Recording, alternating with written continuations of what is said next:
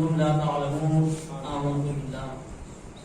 حضور اقدس صلی اللہ علیہ وسلم کی بارگاہ میں عقیدت اور محبت کے ساتھ درود شریف پڑھیں۔ اللہم صل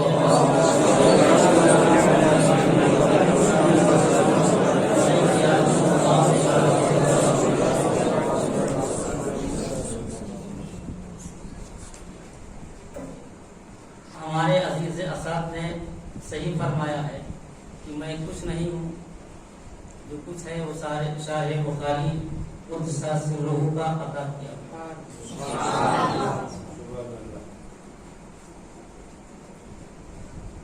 یہ ہمارا یقین ہے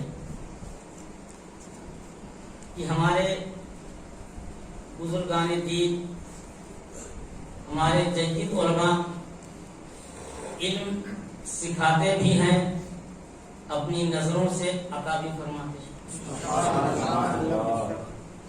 تو ہم تو کچھ نہیں تھے، لیکن ہم نے حضور شارح بخاری قدس سرہ کی خدمت کی۔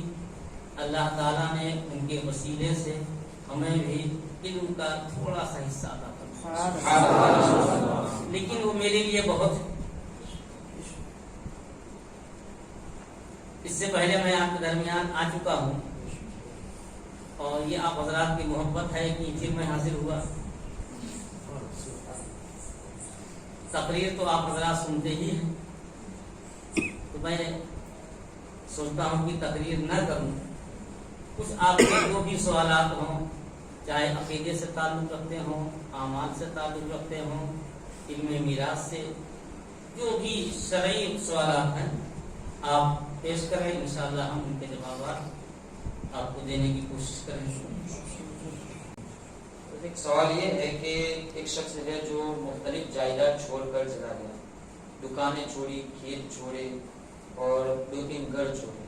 اب اس کے وارثین چاہتے ہیں کہ ایک دکان لے لے، دوسرا وارث جو ہے وہ کھیت لے لے، تیسرا وارث جو ہے وہ گھر لے لے، تو اس طریقے سے جائیداد تقسیم کر سکتے ہیں؟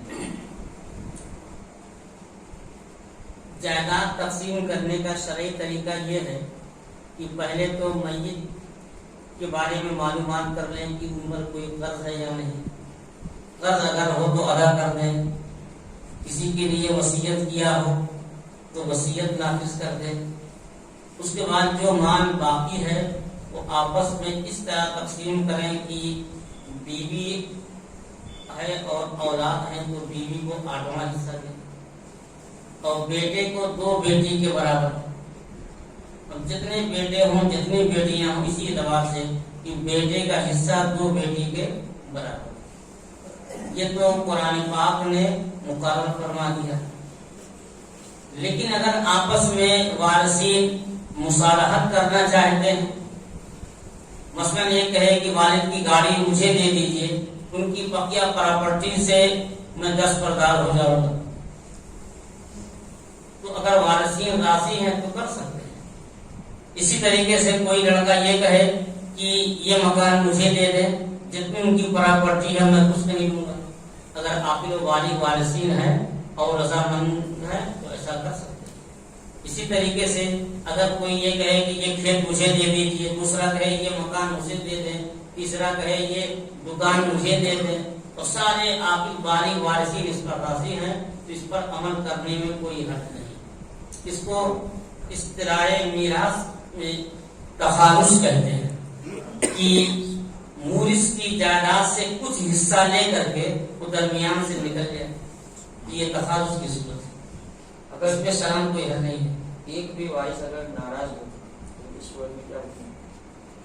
ایک وارث نہیں چاہتا ہے اس طریقے سے بھی، ہاں، اگر کوئی وارث چاہتا ہے کہ نہیں ہمارا جو حصہ ہے ہم کو دیا ہے، مثلا 2 بھائی 1 بہن ہے، ایک بھائی چاہ رہا کہ ہم کو یہ دکان دے دیجیے، ہم کچھ نہیں دیں گے، بہن تو چاہ رہی ہے کہ ایسا کر دیا جائے، لیکن دوسرا بھائی راضی نہیں ہے، تو پوری جائیداد 5 حصوں میں تقسیم کریں، 2 حصہ ہر ایک بیٹے کا ہو رہا ہے، 1 حصہ بیٹی کا ہو رہا ہے، تو جو راضی نہیں ہے اس کو 2 حصہ دے دیا جائے، اب بقیہ جو راضی ہیں وہ جس طرح چاہیں تقسیم کریں،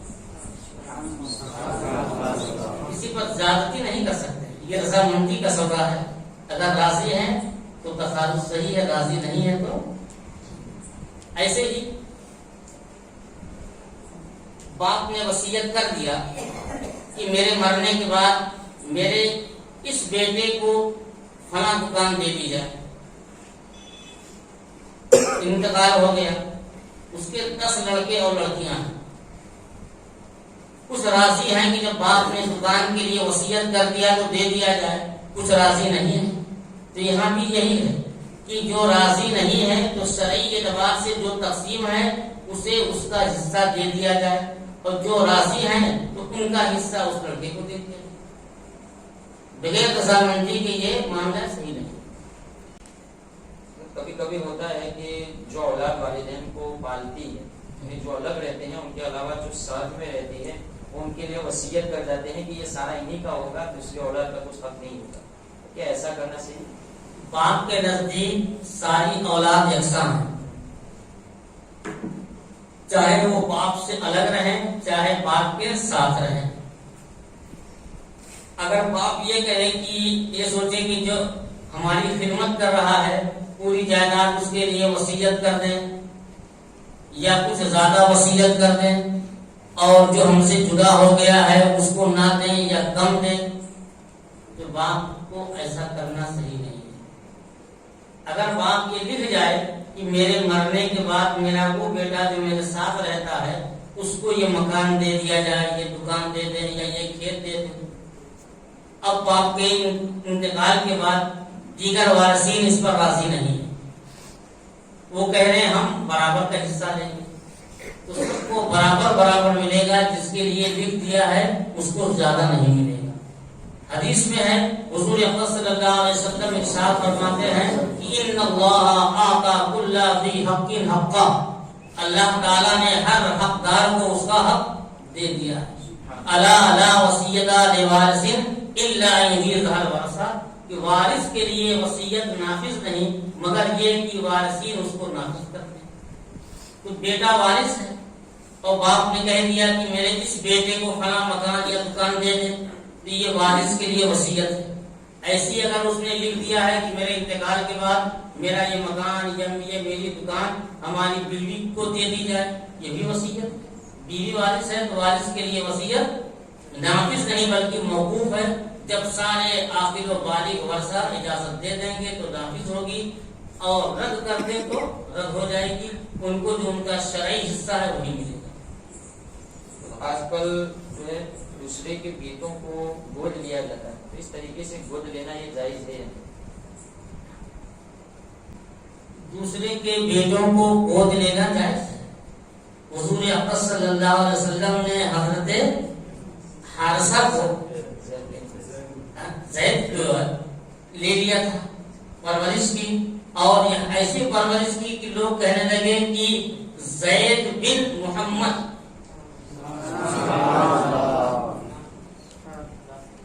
پھر آیت کریمہ نازل ہوئی کہ وہاں محمد وہاں کانا محمد ابا احد من رجالکم ولکن رسول اللہ و خاتم النبیین، کہ محمد تم میں سے کسی مرد کے باپ نہیں ہے، اور جس کو گود لیتے ہیں لے پالک کہتے ہیں، یہ لے پالک تمہارے بیٹے نہیں ہیں، یہ تمہاری منہ کے پھول ہے، تو ان کو اگر سے بیٹا کہتے ہیں لیکن وہ حقیقت میں نسبی بیٹے نہیں ہوتے ہیں، تو گود لینا یہ تو جائز ہے، لیکن جس بچے کو یا بچی کو آپ نے گود لے لیا وہ آپ کی پراپرٹی کا حقدار نہیں ہوتا۔ اگر آپ اپنی پراپرٹی سے اس کو کچھ دینا چاہیں تو دے سکتے ہیں، اگر وصیت کرنا چاہیں تو وصیت کر سکتے ہیں، چونکہ وہ وارث نہیں ہے، اور غیر وارث کے لیے 1/3 تک وصیت کرنا چاہیے، 1/3 سے زیادہ نہیں۔ اگر 1/3 سے زیادہ وصیت کریں گے تو یہاں بھی دوسرے عاقل و بالغ وارثین کی اجازت پر موقوف رہے گا۔ حدیث شریف سنیں، حضور اکرم صلی اللہ علیہ وسلم اپنے ایک صحابی کی عیادت کے لیے تشریف لائے۔ حضرت صاحب بہت سخت بیمار تھے، ان کی ایک بیٹی تھی، وہ عرض کرنے لگے یا رسول اللہ، مجھے لگ رہا ہے کہ میں وقت سے گزر رہا ہوں، تو میں چاہتا ہوں کہ اپنی پوری پراپرٹی کی وصیت اپنی بیٹی کے لیے کر دوں۔ حضور اکرم صلی اللہ علیہ وسلم نے ارشاد فرمایا کہ نہیں۔ پھر عرض کرتے ہیں کہ کیا میں اپنی پوری پراپرٹی کے 2/3 2/3 2/3 کی وصیت کر دوں؟ آقا فرماتے ہیں کہ نہیں۔ پھر عرض کرتے ہیں کہ یا رسول اللہ، کیا میں اپنی آدھی جائیداد کی وصیت کر دوں؟ حضور اکرم صلی اللہ علیہ وسلم فرماتے ہیں کہ نہیں۔ پھر عرض کرتے ہیں کہ یا رسول اللہ، کیا 1/3 1/3 کی وصیت کر دوں؟ آقا فرماتے ہیں الثلث والثلث کثیر، ہاں 1/3 کی وصیت کر سکتے ہو، 1/3 ہی زیادہ ہے۔ تو غیر وارث کے لیے وصیت کرنا ہے تو 1/3 کا، اگر 1/3 سے زیادہ کر دیں، مثلا وصیت کر دیں میرے مرنے کے بعد میرا پورا مکان یا پوری جائیداد فلاں کو ملے، اور وہ وارث نہیں ہے تو وصیت تو یہ نافذ ہوگی، مگر وارثین یہ چاہیں کہ پورے میں نافذ نہ کریں تو ان کو یہ اختیار 1/3 تک محدود کر سکتے ہیں۔ تو اگر اس نے وصیت کر دیا کہ جس بچے کو میں نے گود لیا ہے اس کو ہمارا پورا مکان دے دیا جائے، اس کی اولاد دوسرے نہیں ہے تو اس کے بھائی بھتیجے اگر چاہیں تو پورا مکان دے سکتے ہیں، اور اگر چاہیں کہ ہم بھی دیں تو 1/3 تک تو دینا ضروری ہے، لازم ہے، اور 2/3 وہ آپس میں تقسیم ہو سکتے۔ گود لیا ہوا جو بچہ ہوتا ہے اس میں سرکاری کاغذات میں نام کس پر پڑے؟ وہ جس کا بچہ ہے، جس سے پیدا ہوا ہے، سرکاری کاغذات آدھار وغیرہ میں اسکول میں اپنے اصلی باپ ہی کا نام لکھوایا۔ مہاراشٹر وغیرہ میں کرتے ہیں، جس کو لے لیتے ہیں اور لینے والا اسکول میں اپنا نام ولدیت میں لکھواتا ہے، اور آدھار میں دیگر کاغذات میں اپنا نام لکھواتا ہے، یہ حرام ہے۔ آپ اس کے شرعی باپ نہیں۔ اور ایک حدیث سناؤ، بہت عبرت والی حدیث ہے۔ ایک شخص جانتا ہے کہ یہ میرے والد نہیں ہیں، پھر بھی ہم پوچھیں کہ تمہارے والد، تو آپ یہی کو بتائیں۔ حضور اکرم صلی اللہ علیہ وسلم اس کے بارے میں ارشاد فرماتے ہیں کہ جو شخص اپنا نسب دوسرے کی طرف منسوب کرے، وَهُوَ يَعْلَمُ أَنَّهُ غَيْرُ أَبِيهِ فَالْجَنَّةُ عَلَيْهِ حَرَامٌ، وہ جانتا ہے کہ یہ میرے باپ نہیں ہیں، پھر بھی باپ کی جگہ انہی کا نام لکھوائے، ایسے شخص پر جنت حرام۔ تو ہمیں تو رسول اللہ صلی اللہ علیہ وسلم کے ارشاد پر حکم پر عمل کرنا چاہیے۔ جو گود میں لے اس کے لیے کوئی توہین کی بات نہیں ہے کہ اس کے اصلی باپ کا نام لکھوائیں۔ کہتے بھائی میرا بیٹا نہیں ہے، یہ میری کہ میں نے پرورش کی، آپ نکاح کے رجسٹر میں میرا نام نہیں لکھا جائے گا تو میری توہین ہو جائے گی۔ دنیا کی عزت اصل ہے کہ آخرت کی عزت؟ دنیا کی عزت تو چند روز کی ہے، ایسا کام نہ کریں کہ آخرت میں آپ کی پکڑ ہو۔ حضور اکرم صلی اللہ علیہ وسلم نے گود لیا ہے، لیکن زید بن حارثہ ان کے جو اصلی باپ ہیں انہی کا نام لیا جاتا تھا، لکھا جاتا تھا، اس میں کیا عجیب بات ہے؟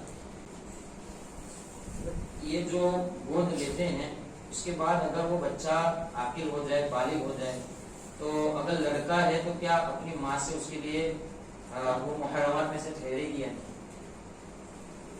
گود لینے والے بچے 2 طرح کے ہوتے ہیں۔ مثلا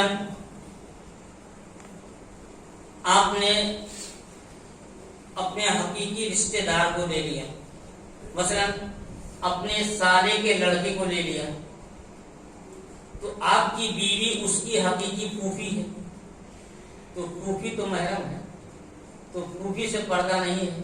تو اگر پھوپھی کے بھتیجے کو گود لے لیا ہے تو وہ بلا جھجک اندر آ سکتا ہے، جا سکتا ہے، اس کے لیے کوئی نہیں۔ یا آپ اپنی بیوی کے بہن کے لڑکے یعنی بھانجے کو لے لیں، تو آپ کی بیوی اس کی خالہ ہوگی، تو خالہ سے بھی پردہ نہیں ہے۔ ایسے لڑکے کو اگر آپ نے گود میں لے لیا ہے تو پھر وہ آپ کے گھر اندر باہر آ جا سکتا ہے۔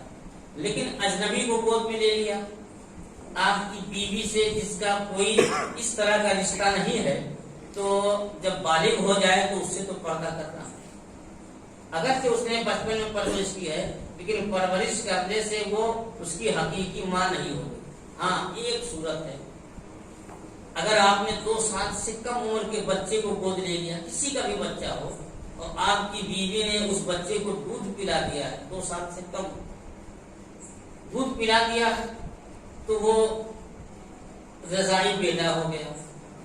تو 2 سال سے کم میں اس لیے کہہ رہا ہوں کہ 2 سال کے بعد جو ہے دودھ پلانا جائز نہیں ہے. لیکن اگر 2.5 سال کی عمر تک دودھ پلا دے تب بھی یہ رشتہ ثابت ہو جائے گا، رضا ثابت ہو جائے گا. تو 2.5 سال کے اندر اگر آپ کو عورت دودھ پلا دے تو اس کا رضائی بیٹا ہو جائے گا. تو جیسے نسبی بیٹا محرم ہوتا ہے ویسے رضائی بیٹا بھی.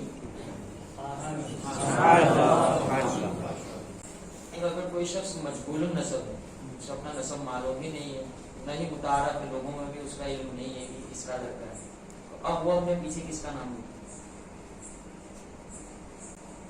یہ بہت مشکل سوال کیا ہے.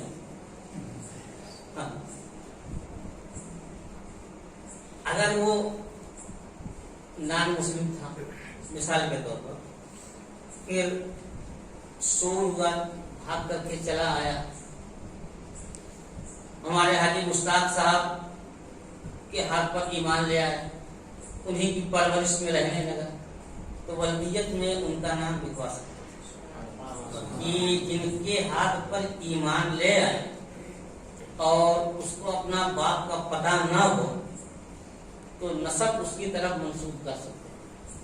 لیکن یہاں اگر ایسا نہیں ہے، وہ مسلمان بچہ تھا لیکن کہیں سے بچپن میں چلا آیا، اس کو معلوم ہی نہیں ہے، اب کاغذات کی ضرورت پڑے گی، تو اس کے لیے یہ وعید نہیں ہے. جس کو وہ اپنا سرپرست مان لے، جس کی پرورش میں رہے، اس کو لکھوا سکتا ہے. ورنہ بغیر باپ کے رہے گا تو کاغذات معتبر بھی نہیں ہوں گے اور لوگ جو ہے اس کو تانا بھی دیں گے. تو تانا سے بچنے کے لیے اور دنیاوی مجبوری کے سے بچنے کے لیے جس کی پرورش میں ہے اس کا نام لکھوا سکتا ہے. عورت کے لیے نقلی زیورات پہننا یہ جائز ہے؟ زیورات پہنتے ہیں کس کے لیے؟ زینت کے لیے. لیکن ایک مسلمان مرد اور عورت کے لیے وہ زینت ہے جسے رسول اللہ صلی اللہ علیہ وسلم نے جائز کیا، جسے اللہ کے رسول نے حرام قرار دے دیا، تو ہمارے لیے زینت نہیں، ہمارے لیے زحمت ہے. ایک صحابی سونے کی انگوٹھی پہنے ہوئے تھے، حضور اقدس صلی اللہ علیہ وسلم نے دیکھا، ارشاد فرماتے کہ سونا میری امت کے مردوں کے لیے حرام ہے. انہوں نے اتار کر پھینک دیا. آقا نے ارشاد فرمایا کہ تمہارے لیے حرام ہے، اسے لے لو، کسی ضرورت پہ گھر میں ضرورت ہو سکتی ہے، کسی اور کو دے دو. جو آقا نے اتروا دیا تو میں اسے نہیں لے سکتا. ایک صاحب لوہے کی انگوٹھی پہن کر کے آئے، حضور اکرم صلی اللہ علیہ وسلم نے فرمایا کیا بات ہے کہ تم سے جو ہے بتوں کی بدبو آ رہی ہے. پیتل کی انگوٹھی پہن کر کے آئے، کیا بات ہے تم پر میں جہنمیوں کا زیور دیکھ رہا ہوں. انہوں نے اتار کر پھینک دیا. عرض کرتے یا رسول اللہ کہ کس چیز کی انگوٹھی پہنوں؟ ارشاد فرماتے ہیں کہ چاندی کی، وہ بھی 1 مسقال پوری نہ کرو.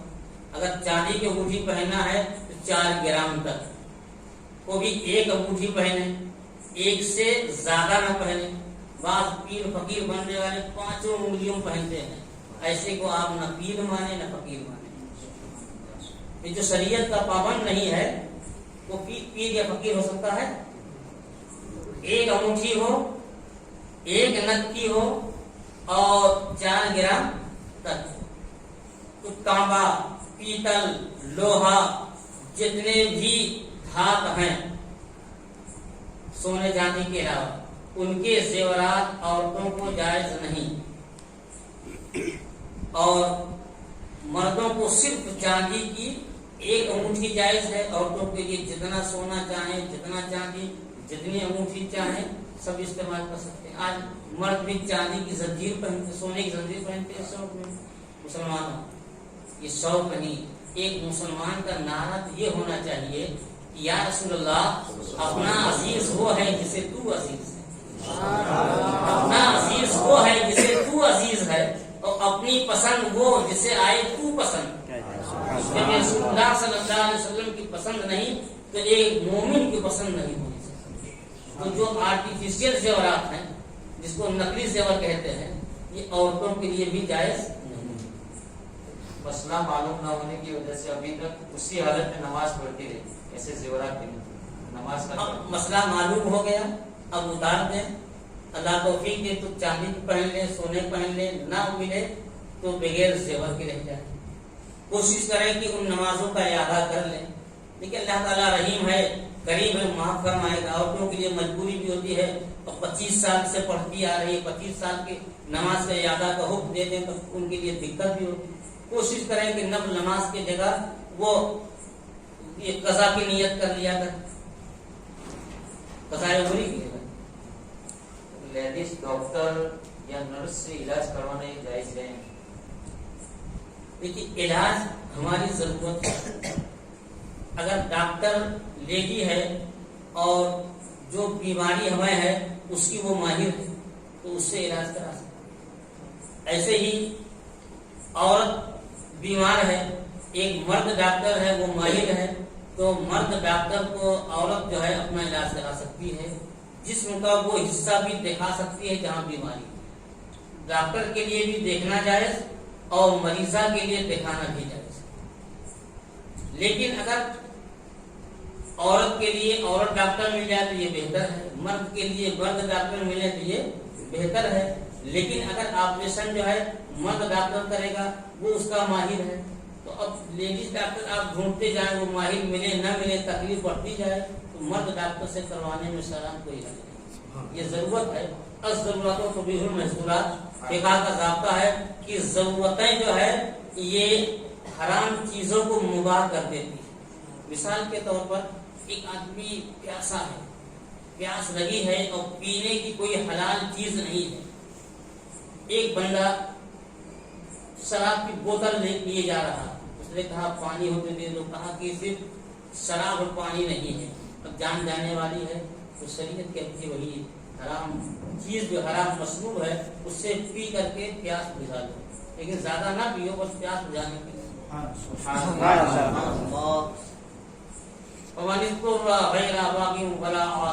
کہ جو مجبور ہو، سرکشی نہ کرے، اپنی خواہش نہ کرے تو اس کے لیے کوئی حد نہیں۔ انگوٹھی کے حوالے سے جو مسئلہ گزرا اس میں ابھی ایک انگوٹھی ایسی پہنی جاتی ہے کہ ایک نگ ہوتا ہے، پھر اس کے ارد گرد چھوٹے چھوٹے دوسرے بھی کچھ نگ ہوتے ہیں یا ڈائمنڈ لگے ہوتے ہیں، اس طرح پہننا جائز؟ انگوٹھی میں اگر چھوٹے چھوٹے کئی نگ ہو، بیچ میں بڑا نگ نہ ہو تو کئی نگ ہوئے کہ نہیں، تو بیچ میں بڑا نگ ہو یا نہ ہو ایک نگ ہونا چاہیے، ایک سے زیادہ نہیں۔ چھوٹے اور بڑے کی قید نہیں ہے، چھوٹے چھوٹے کئی نگ ہو، جتنا بڑا ایک نگ ہوتا ہے، چھوٹے چھوٹے 10 نگ ہو تب بھی جائز نہیں۔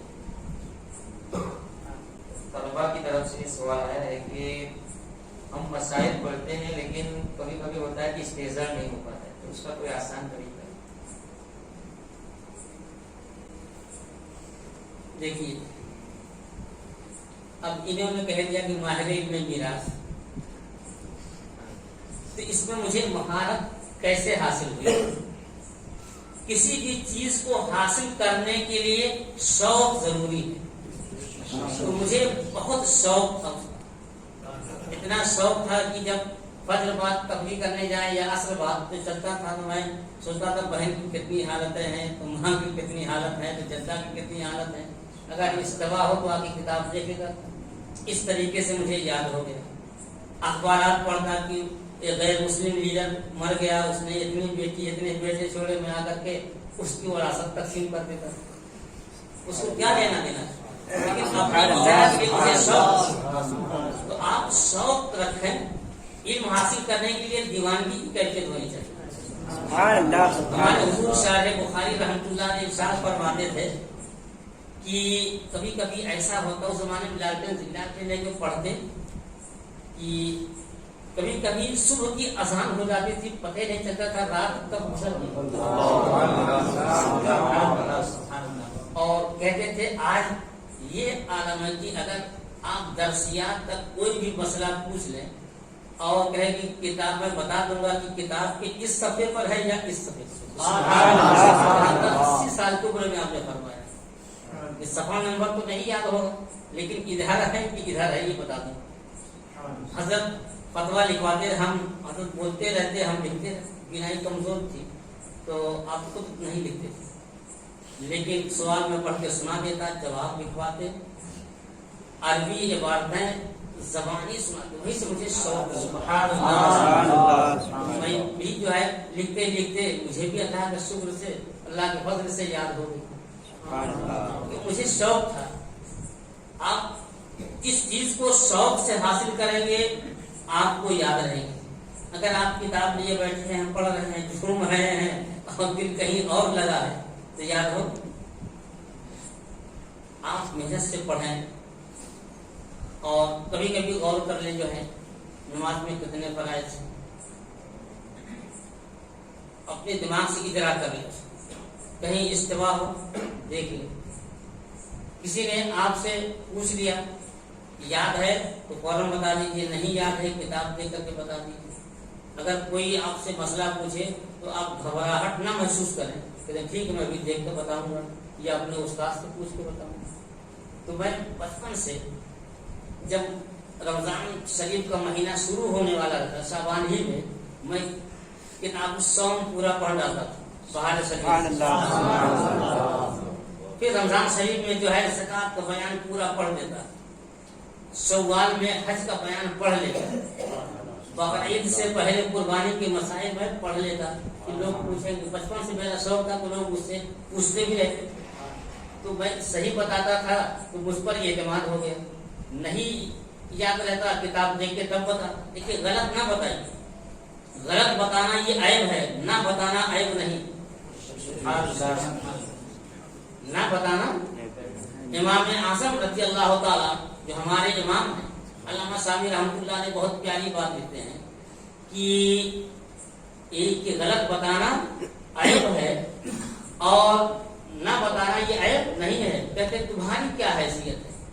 امام اعظم رحمۃ اللہ علیہ سے سوال ہوا 7 چیزوں کے بارے میں، آپ نے فرمایا لا ادری، مجھے نہیں معلوم۔ اور کہا امام اعظم ہی نہیں، رسول اعظم صلی اللہ علیہ وسلم سے سوال ہوا، آقا نے وحی کا انتظار فرمایا، یسألونک عن ذی القرنین، لوگوں نے پوچھا اصل ذو القرنین کون ہے، آپ نے توقف فرمایا، وحی نازل ہوئی۔ اصحاب کہف کے بارے میں سوال ہوا، آپ نے توقف فرمایا، وحی کا انتظار کیا، وحی نازل ہوئی، آپ نے ارشاد فرمایا۔ تو آپ کو معلوم نہ ہو، آپ کو یہ ٹھیک ہے ہم ابھی دیکھ کے بتا دیں گے، کل بتائیں گے، اپنے استاد سے پوچھ کے بتا دیں گے، تو آپ مطالعہ کتابوں کا مطالعہ کریں اور جو پڑھیں اس کو یاد رکھنے کی کوشش کریں۔ ایک بار پڑھنے سے نہیں یاد۔ ہم نے رمضان کے مسائل کتنے سال پڑھے، حج کے مسائل کتنے سال پڑھے ہوں گے، آج الحمدللہ علم میراث ہو یا حج عمرہ کے مسائل آپ پوچھیں گے ہم فوراً بتائیں۔ نکاح کا کوئی بھی مسئلہ ہو آپ پوچھیں گے تو ہم ابھی بتائیں گے، کتاب دیکھنے کی ضرورت نہیں۔ اتنی مرتبہ پڑھ لیا ہے شوق کے ساتھ، اللہ تعالیٰ کا کرم و فضل بھی رہا کی جاتی ہے۔ تو طلبہ کرام جو وقت ہے اس کی آپ قدر کریں، محنت سے پڑھیں، انشاءاللہ آپ کو بھی یاد رہے۔ داڑھی اور سر کے بالوں کو کالا کرنا یہ جائز نہیں۔ آج بہت افسوس کی بات ہے کہ مسلمان داڑھی رکھتے نہیں، جو رکھ لیتے ہیں وہ رکھنے کے بعد بھی خلاف شرع کام کرتے ہیں۔ کالا تیزاب لگانا حرام ہے۔ حضور اقدس صلی اللہ علیہ وسلم ارشاد فرماتے ہیں کہ جنت کی خوشبو 40 برس پہلے ہی سے ملنا شروع ہوگی، ہم چلتے جائیں گے 40 برس کے بعد جنت ملے گی، یہیں سے خوشبو ملے گی، لیکن جو داڑھی یا سر کے بال کو کالا کرتے ہیں وہ جنت کی خوشبو سے محروم ہے۔ کتنے سخت وعید، کئی حدیثیں کالے خضاب کی مذمت میں، اور داڑھی میں کالا تیزاب یا بال میں کالا تیزاب سب سے پہلے پھر انہوں نے لگایا، اور سرخ تیزاب سب سے پہلے حضرت ابراہیم علیہ السلام بھی لگایا۔ ایک نبی کا طریقہ اختیار کرے کہ ایک جہنمی کا طریقہ۔ حضرت سیدنا ابراہیم علیہ السلام کا بال جو ہے سفید ہوا، اس سے پہلے کسی کا بال سفید نہیں ہوتا۔ جب آپ نے دیکھا داڑھی کے بال سفید تو آپ نے فرمایا کہ اے رب یہ کیا ہے؟ اللہ نے فرمایا کہ نور ہے۔ بس کہتے ہیں کہ رب کے ذکر نور، اے اللہ میرے نور میں اور اضافہ فرما۔ پھر آپ نے سرخ تیزاب استعمال کیا۔ حضرت سیدنا ابو بکر صدیق رضی اللہ تعالیٰ عنہ کے والد حضرت ابو قحافہ یہ بوڑھے ہو گئے، ایمان قبول کیے، آئے تو سب کے بال سفید تھے، داڑھی کے بال سفید۔ حضور اکرم صلی اللہ علیہ وسلم نے ساتھ فرمایا کہ اس سفیدی کو زردی سے رنگ، سفیدی کو زردی سے رنگ دو۔ اسی لیے آقا صلی اللہ علیہ وسلم کی بتائی ہوئی سنت پر ہم لوگ جو ہے کچھ لوگ تو نہیں استعمال کرتے ہیں، کچھ جو ہے سرخ استعمال کرتے ہیں، کوئی زرد استعمال کرتے ہیں۔ اچھا اور سن لیجیے کہ کئی کلر آنے لگے ہیں، تو کالا کالے کے سوا جو بھی کلر ہو جائے، کالا یہ حرام ہو برا، کیونکہ حدیث میں صرف کالے کی ممانعت۔ آج کل حضرت ایسے گولڈن بال کرتے ہیں، جوان ایسے میں اس طریقے سے نماز پڑھنا جائز ہے۔ میں نے کہا صرف کالا، اسی لیے میں نے بتا دیا کہ صرف کالا تیزاب لگانا جائز نہیں ہے، کالے کے علاوہ جو بھی ہے جائز۔ کالا بھی لگا سکتے ہیں، پھر وائٹ بھی کرتے ہیں، وہ 5-5 مہینہ 6 مہینہ کا جو کلر رہتا ہے تو وائٹ کرنا بھی جائز، کالا نہ ہو، کالے کے علاوہ دوسرا کلر کرنا جائز۔ کالا رنگ لگایا پھر اس کے بعد نماز پڑھ سکتے ہیں۔ نماز تو پڑھنا فرض ہے، لیکن نماز مکروہ ہوگی کہ چونکہ آپ نے حرام چیز کا ارتکاب کیا ہے۔ اگر امام کالا تیزاب لگا رہا ہے ایسے امام کے پیچھے، نماز مکروہ ہوگی۔ کیا کہتے ہیں؟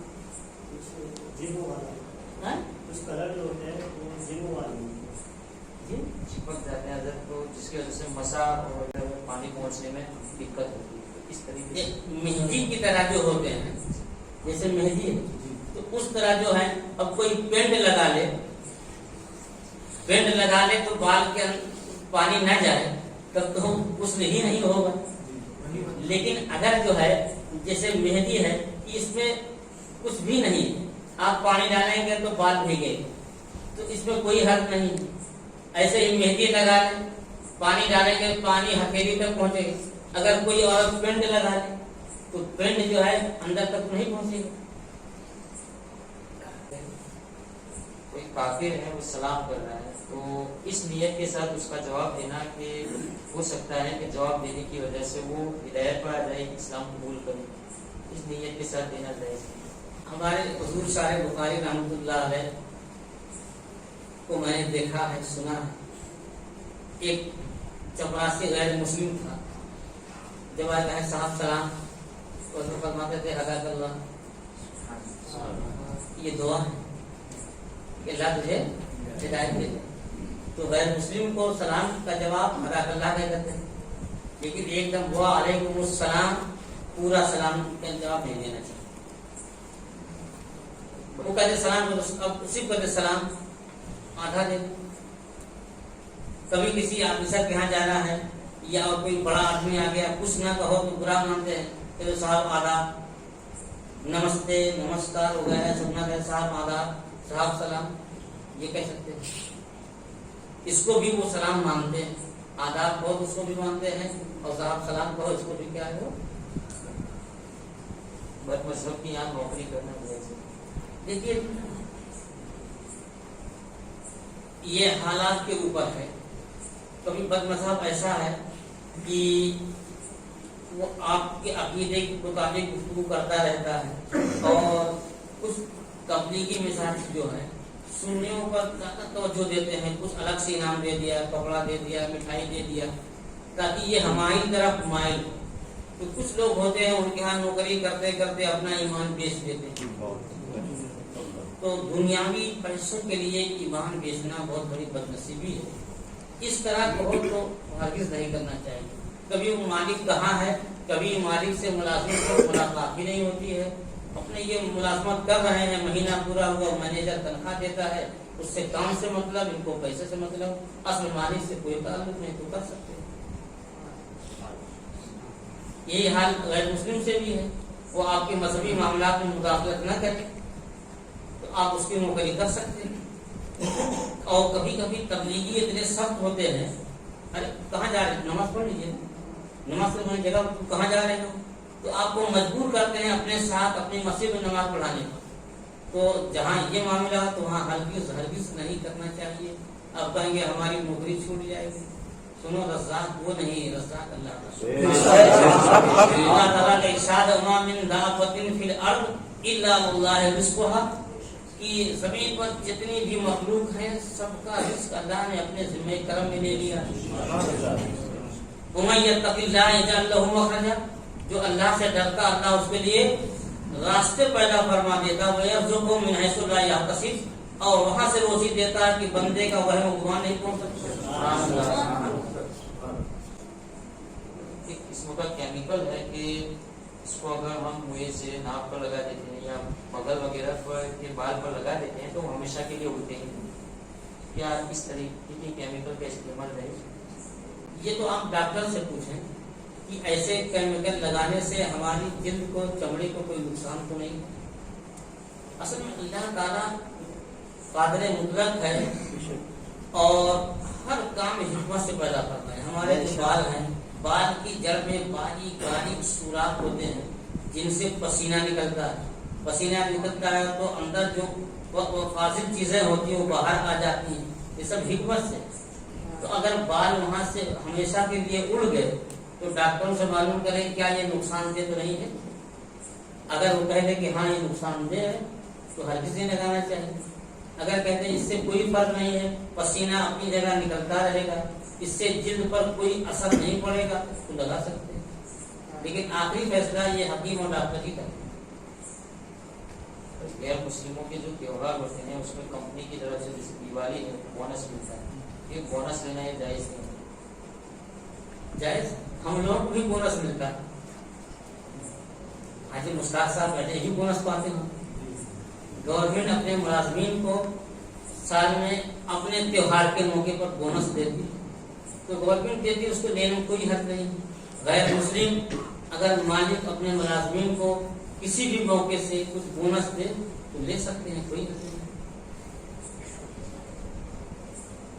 غیر مسلم اگر فوت ہو جائے جی تو اس کے 12ویں کرتے ہیں نا، اس کو بیسنا کرتے ہیں، تو بیسنا میں جانا چاہیے سی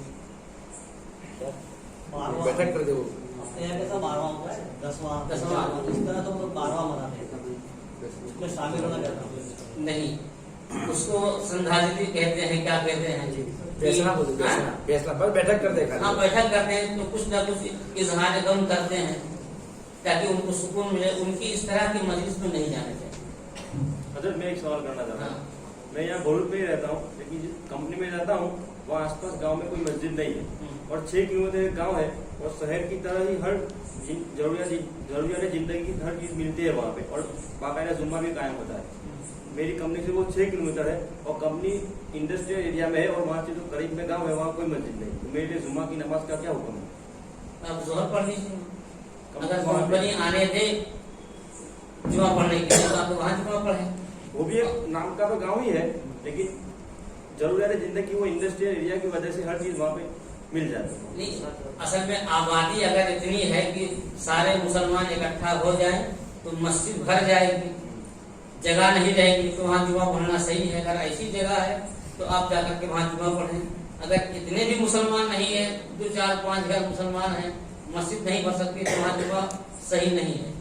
آپ ظہر کی نماز چاہے گھر پڑھیں، چاہے کمپنی میں، چاہے مسجد پڑھیں۔ اللہ تعالیٰ ہم سب کو ان مسائل پر عمل کرنے کی توفیق عطا فرمائے۔